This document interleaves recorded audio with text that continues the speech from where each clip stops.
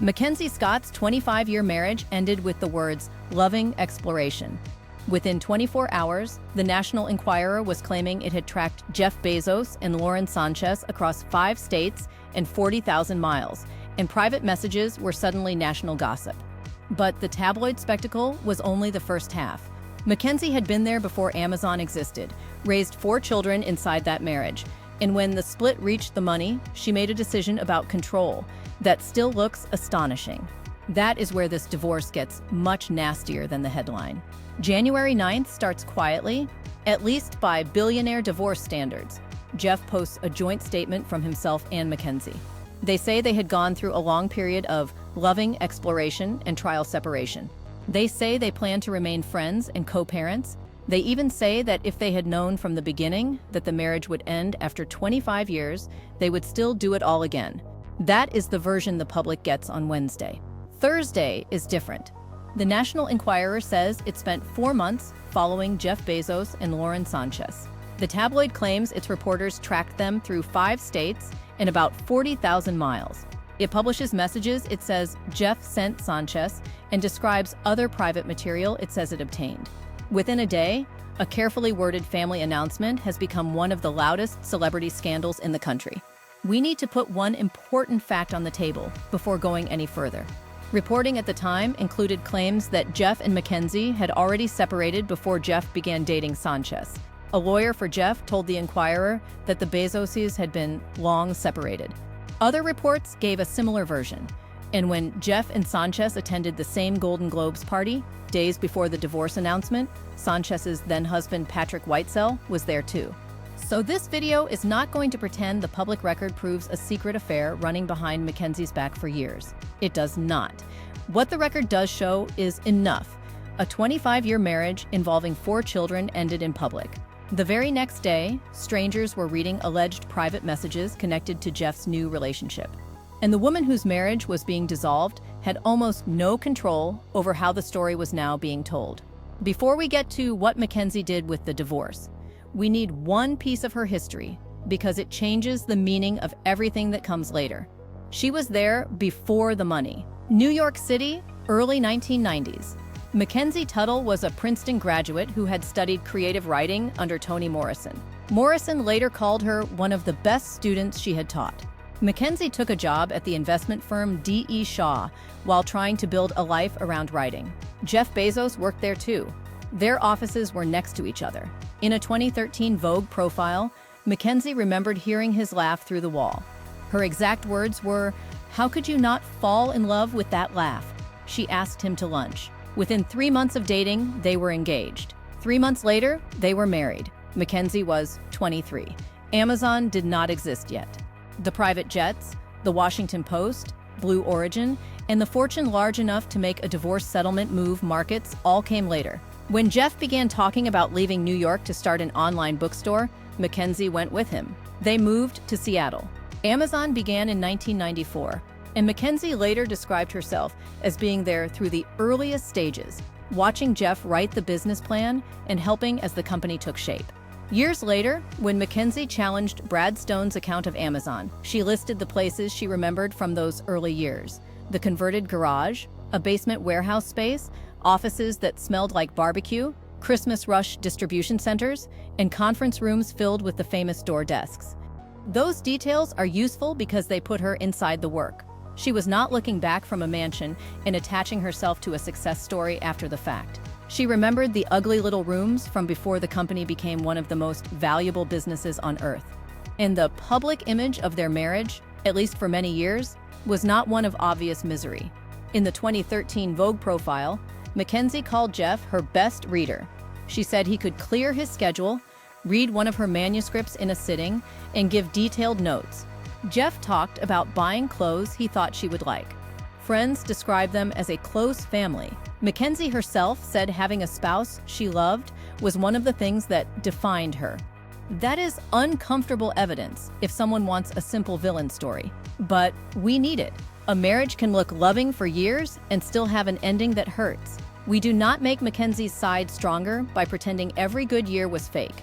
That matters, because MacKenzie is sometimes discussed as though she arrived after Jeff had already built an empire and then left with a giant check. That is not the timeline. She married the man before the company existed. And while Amazon grew, MacKenzie was trying to protect something of her own. She wanted to be a novelist. Her first book took about 10 years to finish. Vogue reported that those years included the cross-country move, the beginning of Amazon, and the births of 4 children.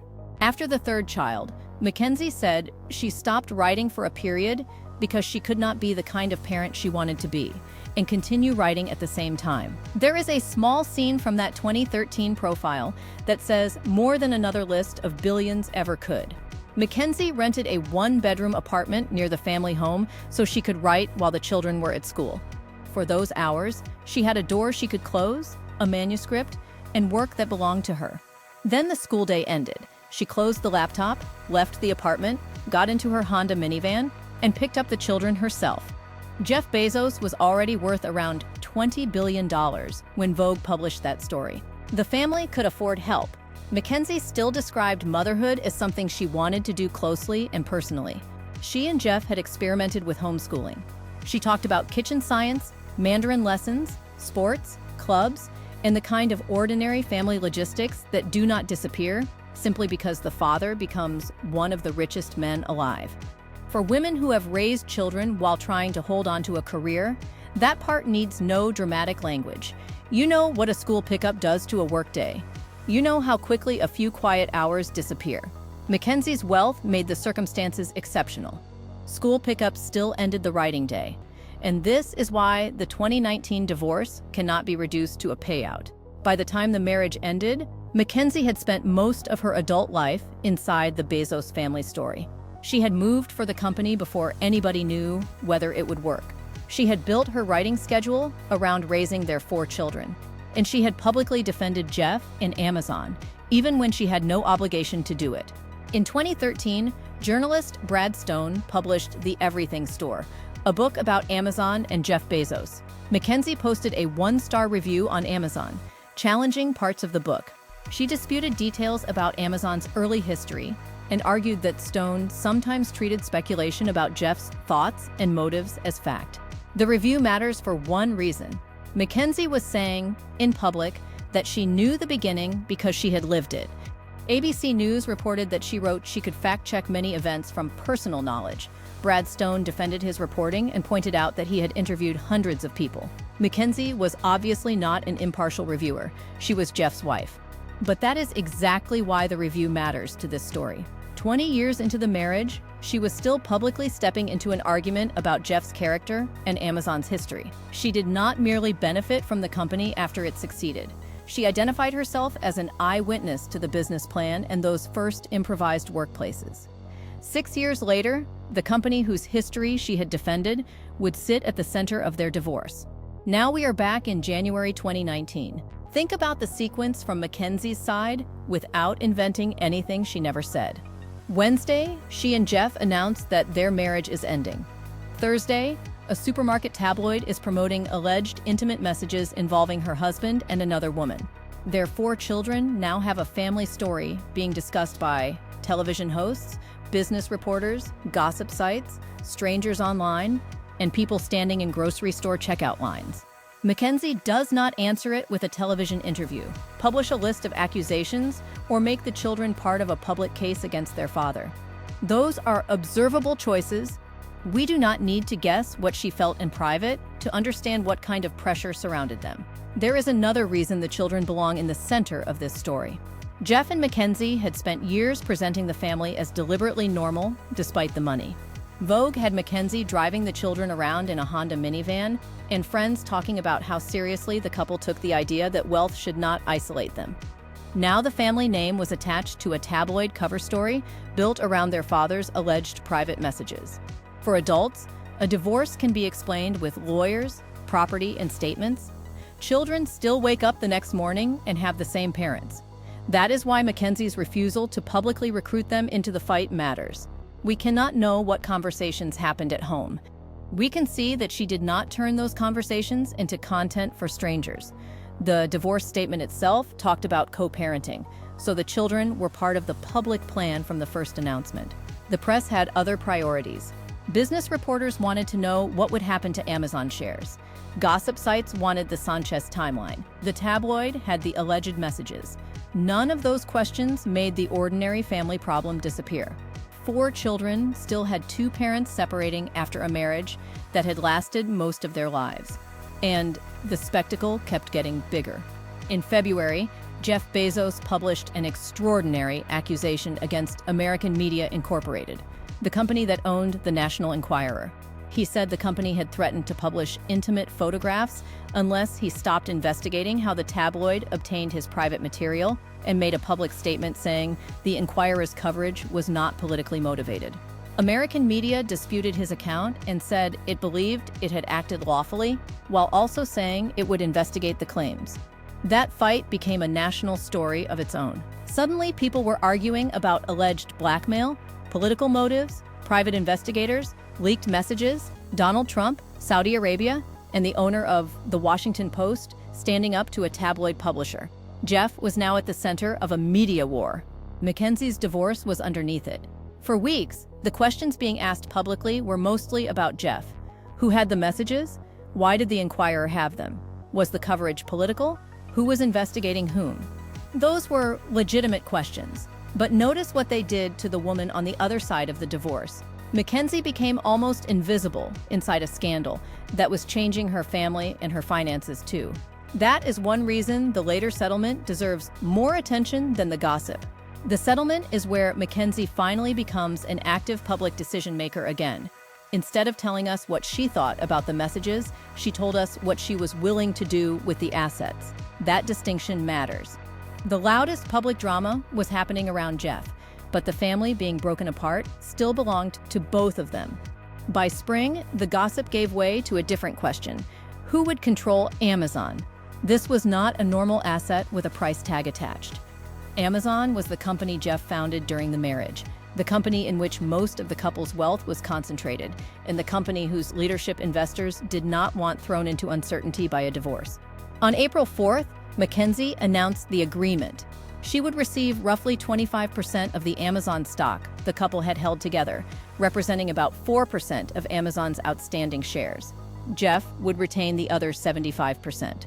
And there was a second piece that is more important to this story than the headline number. MacKenzie agreed that Jeff would continue exercising voting authority over the Amazon shares registered in her name under their voting arrangement. She also gave up her interests in the Washington Post and Blue Origin. Her own statement was remarkably brief. She said she was grateful to have finished the process and looked forward to the next phase as co-parents and friends.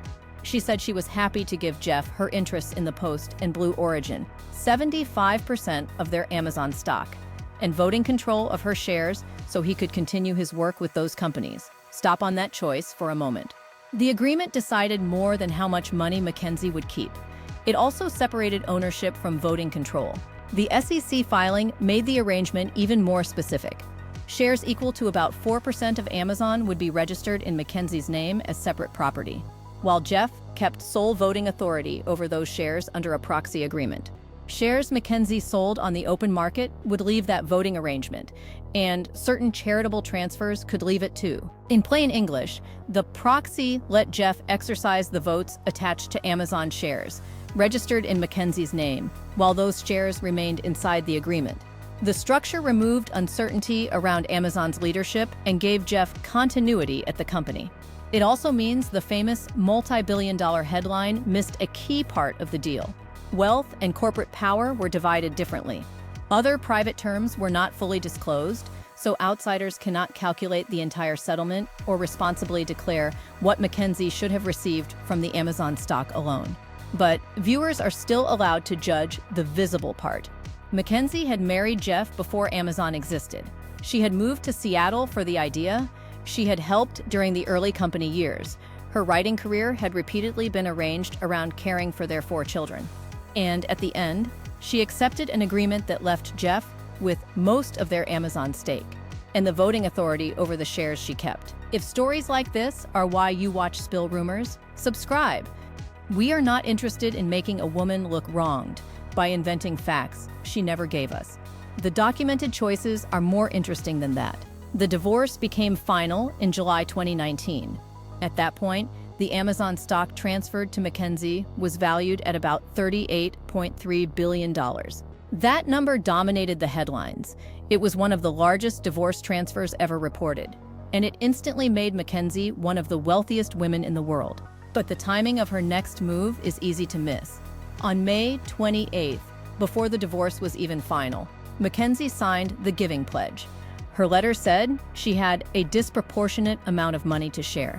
She said her philanthropy would take thought and effort, but she would not wait. Her most famous sentence from that letter was simple: she would keep giving until the safe is empty. That was not a one-time promise written during an emotional year and forgotten later. MacKenzie Scott, as she became known again, went on to build one of the most aggressive giving records in modern philanthropy. Yield Giving, the organization established around her giving, now says its network has directed more than $26 billion through more than 2,700 gifts to nonprofit teams.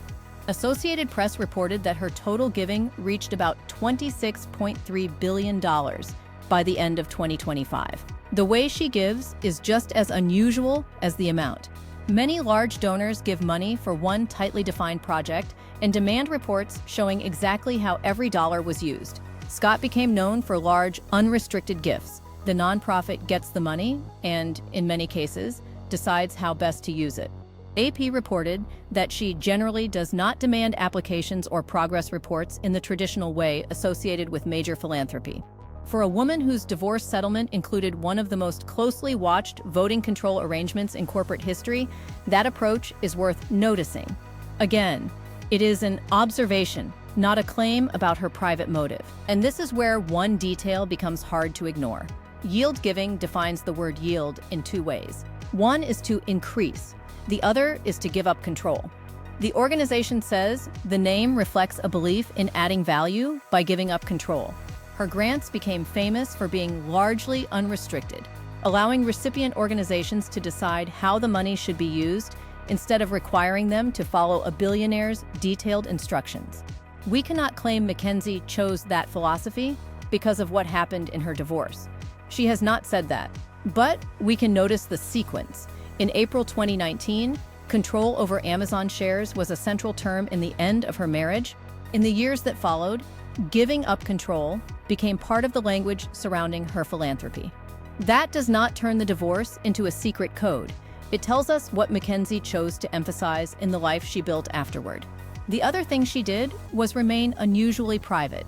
She did not turn Jeff Bezos into a second career through television interviews, a tell-all memoir, or years of commentary about Lauren Sanchez. Instead, the public mostly heard from her through essays about giving, announcements connected to nonprofits, and occasional personal news. In 2021, MacKenzie married Dan Jewett, a Seattle science teacher. In 2022, she filed for divorce. That divorce was finalized in January 2023 without a trial, and neither side requested spousal support. The second divorce never became anything close to the circus of 2019. That difference is a useful reminder. A breakup can be private, even when one person is extremely wealthy. What made 2019 so extraordinary was the combination of Amazon, Jeff's public profile, the tabloid investigation, the Sanchez relationship, leaked private material, and a settlement with consequences for corporate control. Then came another image the public could not miss. June 2025, Venice. Jeff Bezos and Lauren Sanchez held 3 days of wedding celebrations with roughly 200 to 250 guests. Reuters reported estimates of about $46.5 million to $55.6 million for the event.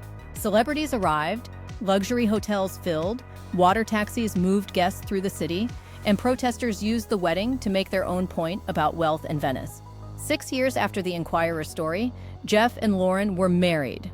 MacKenzie was somewhere else entirely in the public imagination by then.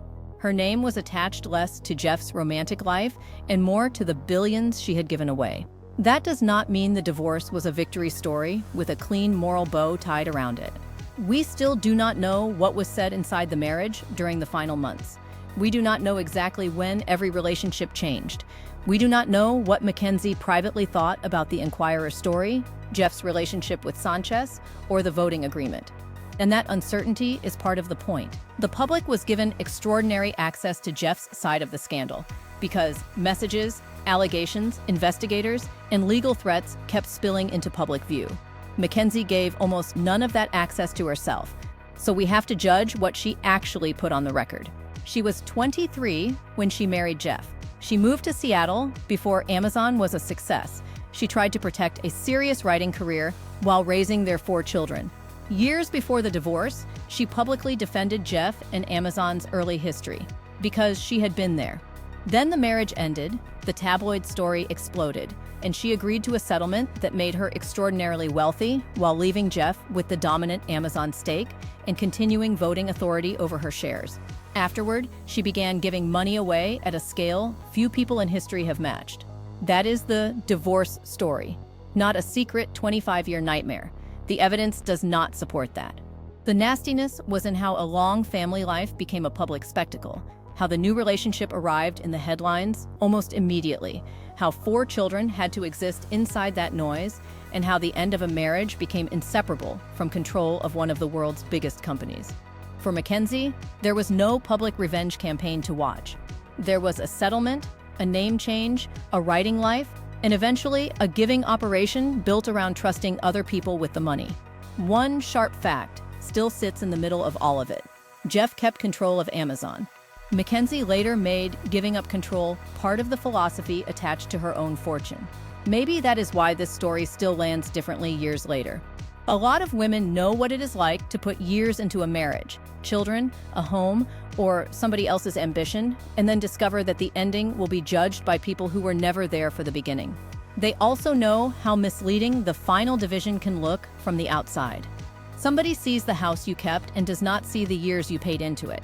Somebody sees the retirement account and forgets the career choices made around children. Somebody hears that a divorce was amicable and assumes nobody went home from the lawyer's office exhausted. That is the bridge between a billionaire story and an ordinary one. The numbers are different beyond imagination, but the argument over contribution is familiar. Who built what? Who gave up what? Whose work counted because there was a paycheck attached to it? And whose work disappeared into family life? MacKenzie Scott had billions waiting on the other side. Almost nobody watching this will ever have that kind of financial protection. But the human question underneath the money is much more ordinary.